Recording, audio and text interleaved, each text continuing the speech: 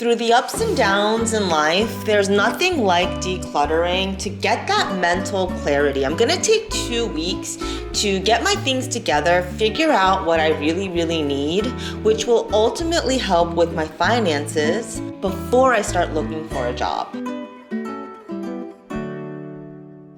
This week is all about decluttering and getting that mental clarity through your home and your space. Because you all know that last week I was laid off and I have a little bit of time to decompress, but these are the things that I am doing immediately so that I set myself up for success and a mind that doesn't have a million things shuffling at once. I used to have a really hard time figuring out, do I keep this? Do I not? And ultimately, there are only 3 questions you need to ask yourself to figure out quickly. And again, it's all about decisions in your life. So to make this easier for yourself, ask these 3 questions. A, does it serve a function? Meaning, do you use it often? Is it something you use monthly? Is it something you haven't touched in a year? Is it something you use daily? Depending on those metrics, if it's over a year, it's something you do not need.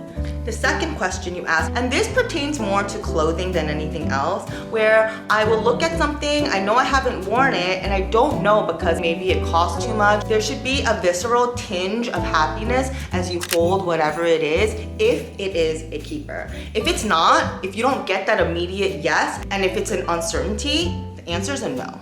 And lastly, this is something you should be picky about, but if there is sentimental value, and again, remember the meaning of sentimental. Not everything can be something that means so much to you. Sentimental means it's special and that these are the things that you either want to see every day. Those are the things that you keep. I do want to remind you that this is coming from somebody that was really bad at this, that was never really sure if I should get rid of anything, that held on to every single movie ticket, every single old ex-boyfriend picture, and you learn to just let it go. Because if you hold on to those things, it really leaves less and less space for the new things to enter into your life. I was very strict with myself, you guys, and this is what I narrowed it all down to. 2 other bags here. As for some of the pieces I do like, look at these cute buttons.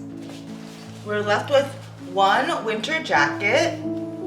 I really like this jacket from Cage. 1 leather/fur jacket.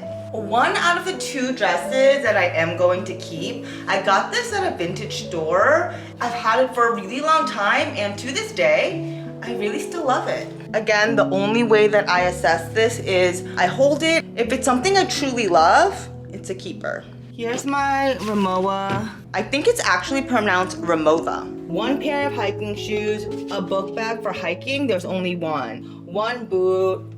You get the gist, And up there I have duplicates of said boot. And then here's Leela, my baby. And that's really it, you guys. That's all I need for clothing. Here's an example of a dress that still has its tags. Do you guys remember the show Make the Cut with Heidi Klum and Tim Gunn from Parsons? So I was so into the show many years back and I got a couple of pieces of clothing from them. I just don't know if it's something that I would wear. Correction, it's not Make the Cut, it's Making the Cut. You see the label still on. I definitely paid over $100, but do you guys see why this is not, it's not me. It does fit perfectly though, and I'm gonna show you. This is really cute, but it just makes me look so wide. And then we have these straps, but they strap to the top. So I just don't understand, you know, like what is the right way? I'm never gonna wear this, you guys. Do you see why even though there was still a tag on it, it needs to go.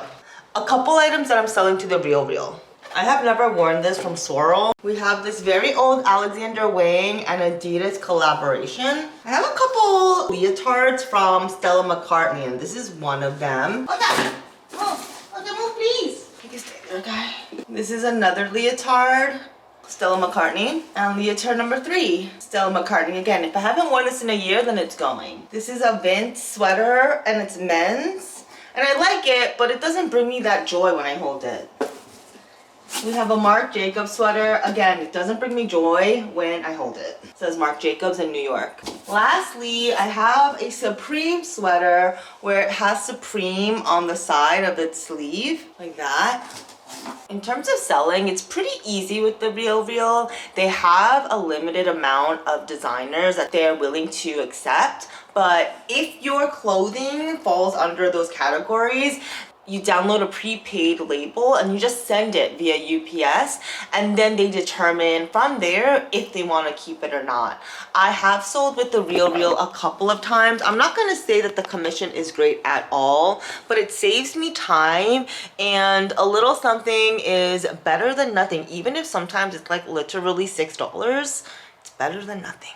If there are better ways, please also let me know. When the objective is to save money and to declutter, there are a couple of things that might be very helpful. Things like making a list.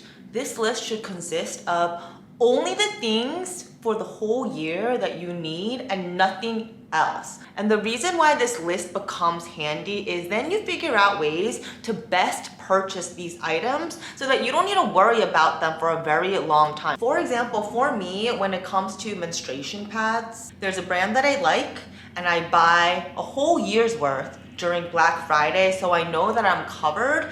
And then after the year, I then assess if I have enough, if I bought too much, and the same goes for dishwasher soap, things that I like the quality of, so they tend to be a little bit more expensive, but in the end, I end up paying a lot less because I buy them in bulk at the best times of the year. And it's even better if, for example, going back to the menstruation pads, if you're employed by a company that offers an HSA or even a FSA, there are certain things that you could buy with this card non-tax, so it's even a bigger saver. My list is pretty general, so feel free to copy everything that I listed out to then utilize for what you need and for when you find your favorite products going on sale, so that if you have the fund, you can buy it in bulk, because at the end, you will win. Do not tell anybody, especially Amazon, but have a rule. And my rule is that if it's a book that I'm going to keep and a book that I love and I'm going to reread, I keep it. Usually when it's a suspense novel, then I return it within 30 days. And if you need suggestions, Silent Patient is one of my favorite books. There are a couple others, so if you have questions, just comment and I will let you know what my must-reads are. I never understood why people decorate their homes with books, but for me, it just takes up space, and once I'm done with one book, it's completely on to the next. So the next time you find yourself really wanting to read something, but you don't want to spend the money, just buy it and then return it. I don't want us to forget that this is a skincare channel.